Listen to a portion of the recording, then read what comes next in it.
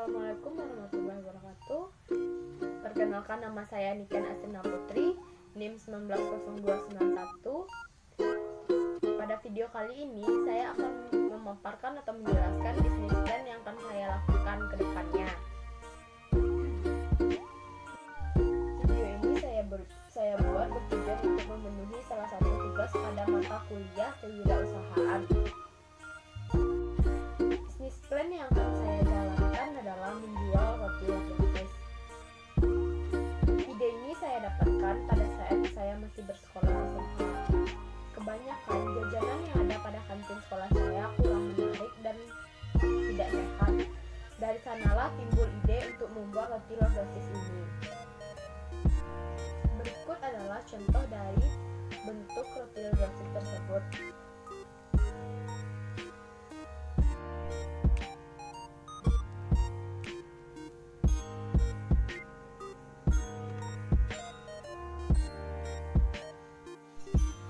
Selanjutnya adalah identifikasi usaha. Pada identifikasi usaha ini saya akan menjelaskan apa yang akan saya buat ke depannya. Yang pertama, nama perusahaan. Nama perusahaannya adalah Roti Lodosis by Niken. Yang kedua, bidang usaha. Bidang usaha bergerak di kuliner atau makanan. Yang ketiga, alamat. Alamatnya Jalan Pisang nomor 47 Padang. Nomor telepon 087843233882. Media sosial Niken_Aslina. Visi dan misi usaha yang akan saya jalankan. Yang pertama adalah visi, menghadirkan makanan atau roti lodosis dengan kemasan yang menarik, praktis, lezat, dan murah sesuai dengan kantong para mahasiswa. Misi 1, menyajikan makanan roti lodosis sesuai dengan keinginan konsumen. Yang kedua, menciptakan bisnis mandiri dan memiliki prospek kedepannya yang lebih baik. Ketiga, mempertahankan eksistensi bisnis dengan melakukan inovasi atau pembaharuan pada menu dan visual yang lebih menarik ke depannya. Yang keempat, menyediakan harga yang cukup terjangkau untuk kantong mahasiswa. Yang kelima, mengutamakan kualitas dalam pelayanan. Yang keenam, berorientasi pada kepuasan konsumen. Ruang lingkup usaha yang akan saya jalankan. Usaha ini termasuk usaha kecil yang akan dipasarkan di sekitar kampus Universitas Negeri Padang, dengan target pembeli kebanyakan atau mayoritas adalah para mahasiswa Universitas Negeri Padang itu sendiri dan masyarakat di sekitar kampus, dengan tempat produksi di Jalan Pisang nomor 47, serta produk ini akan dipasarkan melalui media sosial seperti Instagram, GoFood, GrabFood, dan lain-lainnya. Selanjutnya, deskripsi produk. Roti lodosis yang kami tawarkan adalah kuliner yang menyajikan menu-menu makanan cemilan yang terinspirasi dari makanan berat, yaitu hotdog dan burger yang kami kemas lebih praktis dan terjangkau pastinya, dan mengacu pada tren masa kini dengan tampilan modern melalui kemasan cup atau box. Menu yang kami tawarkan juga diberi berbagai topping di atasnya, misalnya mayones, keju, dan berbagai macam varian saus. Adalah pesaing pada usaha yang akan saya jalankan. Menurut saya, pesaing olahan roti lodosis seperti ini memang banyak, seperti di kafe, toko-toko kue, dan yang menjual berbagai macam cemilan atau usaha rumahan melalui online yang sudah banyak pelanggannya. Namun dari banyaknya pesaing tersebut, saya lebih termotivasi untuk dapat menjual makanan saya dan membuat para pelanggan lebih tertarik. Bahan dan alat pembuatan yang diperlukan. Yang pertama adalah bahan. Pada bahan ini yang paling utama adalah roti, telur, sosis, daun bawang, penyedap, tepung terigu, tepung panir, minyak goreng, berbagai macam saus, mayones, keju, selada, dan lain-lain. Selanjutnya, alat. Pada alat hanya membutuhkan sedikit alat. Yang pertama, penggorengan, spatula, cup atau box, kompor, gas, pisau, dan mangkuk. Selanjutnya adalah segmentasi pasar. Pada segmentasi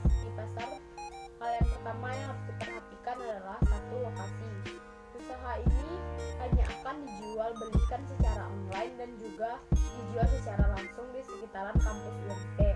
Jadi, apabila ada yang ingin memesan, bisa melalui media sosial atau melalui GoFood dan GrabFood. Tapi, kita akan menyediakan tempat untuk pembuatan produk ini di sebuah rumah yang terletak di Jalan Pisang nomor 47.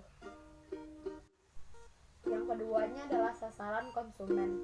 Untuk sasaran konsumen yang dipilih dalam usaha ini adalah anak kos, mahasiswa, pekerja, dan masyarakat di sekitar kampus.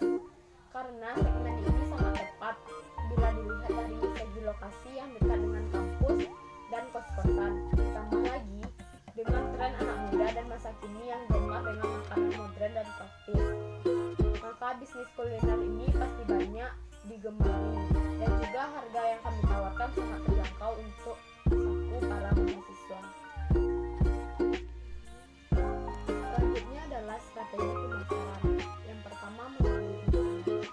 Melihat bagaimana kondisi saat ini di era digital dan globalisasi, pasti setiap milenial tidak bisa lepas dari gadget dan media sosial, sehingga kami memanfaatkan hal tersebut sebagai peluang untuk mengenalkan produk kami dan memasarkan produk ini. Kami menargetkan setidaknya 1 minggu sekali ada minimal 4-5 postingan terbaru di media sosial kami.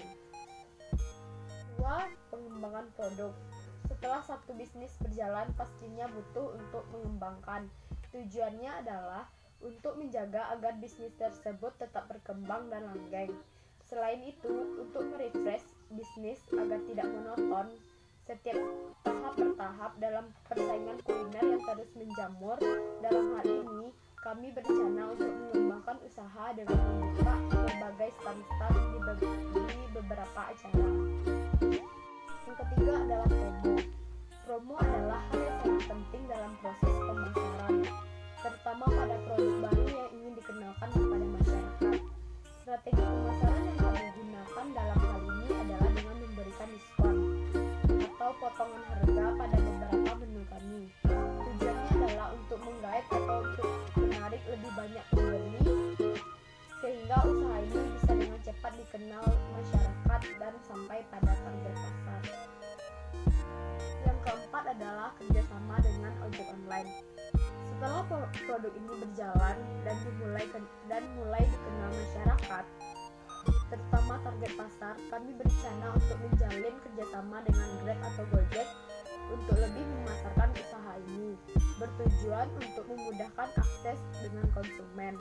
Melihat bagaimana pola hidup masyarakat saat ini serba online, kami ingin memanfaatkan ini sebagai peluang untuk lebih memasarkan produk kami ini. Selanjutnya adalah analisis pesaing usaha atau analisis SWOT. Yang pertama, kekuatan. Harga produk yang akan kami pasarkan akan berada pada level yang sedang dengan rentang 10.000 sampai 20.000, yang tentu dengan kualitas rasa yang tinggi sehingga akan banyak menarik pelanggan. Roti lodosis ini juga makanan yang sedang banyak digemari oleh anak-anak hingga orang dewasa. Selanjutnya adalah weakness atau kelemahan. Yang pertama, susahnya mencari stok bahan untuk membuat produk ini di lingkungan saya. Yang kedua, memiliki modal yang cukup besar, dan yang ketiga, ready stock yang masih terbatas. Tiga, opportunity atau peluang. Masih jarangnya di lingkungan saya membuka usaha ini. Sosial media yang dapat membantu dan memasarkan dengan cepat. Permintaan pasar yang ada karena makanan ini sedang banyak digemari oleh berbagai kalangan. Yang keempat adalah threat atau ancaman. Maraknya penjual online dan kafe atau toko kue yang bermunculan dalam hal membuat produk ini dengan mematok harga yang murah. Ini adalah analisis 4P.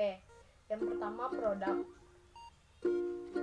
Yang A, brandnya adalah roti lodosis. Yang B, quality, menggunakan bahan-bahan yang baik, terjaga kebersihannya, dan pembuatan menggunakan alat-alat dan menjaga kebersihannya, mempunyai cita rasa yang enak. Yang C, packing menggunakan box dengan plastik yang bisa didaur ulang. Yang kedua adalah pada roti lodosis ini dijual dengan jangkauan harga dari 10.000 sampai 20.000. Yang ketiga, promotion. Yang pertama, personal selling dengan menggunakan promosi dari mulut ke mulut. Kedua, media online seperti Facebook, WhatsApp, Instagram, Twitter, dan lain-lainnya. Yang ketiga, membuat slogan dengan poster yang menarik. 4. Place, rumah pribadi, penjualan melalui online, medsos, GrabFood, dan GoFood. Selanjutnya adalah rencana pemodalan. Pada rencana pemodalan ini terdiri atas dua. Yang pertama, variable cost. Variable ini adalah bahan-bahan pembuatan dengan harganya. Yang pertama, roti tawar 3 bungkus, biaya produknya 11.000 dengan jumlah 33.000. Yang kedua, telur 10 butir, biaya produknya 2.000, jumlahnya 20.000. Ketiga, sosis 2 bungkus, berkisaran harga 40. 4, tepung terigu 2 kg dengan harga 16.000. Dan 5, tepung panis 1 kg harga 10.000. 6, minyak goreng 2 kg harga 26.000. 7, mayones 1 botol dengan harga 27.000. 8, saus 1 botol dengan harga 15.000. 9, daun bawang 1 ikat dengan harga 4.000. 10, penyedap rasa 1 bungkus 1.000. 11, keju 1 batang dengan harga 30.000. 12, selada 2 ikat dengan harga 10.000 dengan total 232.000. Selanjutnya adalah fixed cost, yaitu alat-alat yang diperlukan dalam pembuatan roti lodosis. Alat pertama adalah 2 buah penggorengan dengan harga 100.000. Alat kedua 2 spatula dengan harga 30.000. Alat ketiga 2 lusin cup atau box dengan harga 24.000. Alat keempat 1 buah gas dengan harga 20.000. Alat kelima 2 pisau dengan harga 20.000. Alat keenam 3 mangkuk dengan harga 60.000. Alat ketujuh 1 kompor dengan harga 300.000 rupiah dengan total semua biaya alat 554.000. Kesimpulan dari video ini adalah, sebagai seorang wirausahaan yang baik, kami tidak akan membiarkan usaha ini akan berjalan secara mendatar. Untuk itu, kami akan terus mencoba untuk memperbaiki kualitas dan kuantitas pekerjaan kami, agar para peminat dan konsumen puas atas pelayanan dan cita rasa yang kami berikan. Karena apabila kualitas dan kuantitasnya tidak kami tingkatkan, kemungkinan besar usaha kami tidak akan maju, bahkan terancam gulung tikar. Menurut kami, usaha ini akan dapat berkembang dan mencapai keberhasilan. Kami sangat yakin bahwa usaha ini akan maju dan berkembang. Kami sadar bahwa usaha ini tidak akan berkembang secara pesat, secara tiba-tiba, tapi harus dengan berbagai proses dan rintangan yang dilalui. Untuk itu, kami akan terus berjuang untuk membangkitkan usaha ini. Dengan kesimpulan tadi, maka berakhirlah video bisnis plan yang saya paparkan. Saya Niken Asrina Putri, mohon maaf apabila salah kata dalam memaparkan tadi. Saya harapkan video tersebut dapat memotivasi para rekan-rekan semua untuk dapat menjalankan bisnis plan sesuai dengan passion kalian masing-masing. Assalamualaikum. Akhir kata, wabillahi taufiq wal hidayah. Assalamualaikum warahmatullahi wabarakatuh.